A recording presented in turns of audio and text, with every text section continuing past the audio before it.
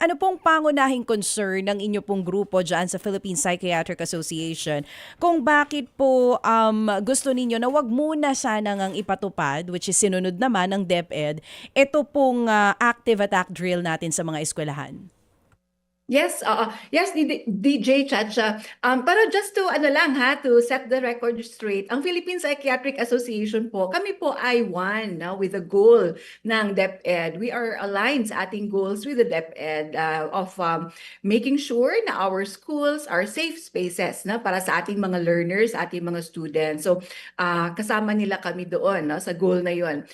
Nung naano lang po namin, ma'am, nung nakuha namin, nabasa namin yung memo about dito sa active na attack drill, which is supposed to be scheduled today, ay kami po ay gumawa ng research kasi of course preparation is very important to ensure the safety of our learners, but sana it should be based on evidence, so it should be evidence-based, and your preparation should be trauma-informed. So speaking of evidence-based kasi ma'am, naggumawa kami po ng research and nakita po namin na itong mga active drills, active attack drills, exposure to this may put mga students at risk for psychological harm. Sa mga pag-aaral, may mga nagsastudy na it tells us na mga about 30 to 40% may express through their language, kung anong age group man sila, ng anxiety, symptoms of distress, depression, and ang mga impact nito, it may last for about 90 days after the drills itself.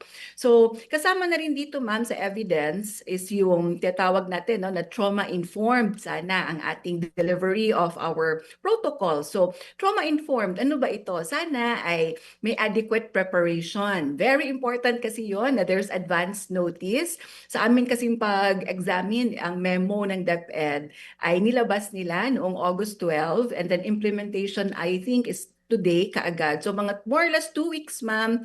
And we think na insufficient, hindi masyadong enough ang time for preparation, especially preparation ng ating mga guro and ng mga parents. So it should be a collaboration sana. Not just the guro, parents, but of course, kasama din sana sa planning yung mga mental health professionals. Kasi again, given the evidence na meron itong psychological impact sa ating mga learners who are especially vulnerable, lalo depende sa kanilang age group. So at saka yung mga sana ma'am, exercises, yung mga activities sana ay age appropriate. Meaning, di ba ma'am DJ Chacha, age appropriate meaning iba-iba kasi pag preschool, bata, iba ang kanilang understanding sa nangyayaring drill, for example, versus kung isang bata ay elementary, iba naman, kung sila ay nasa teenage, di ba, na grupo. So, because different ang kanilang understanding, so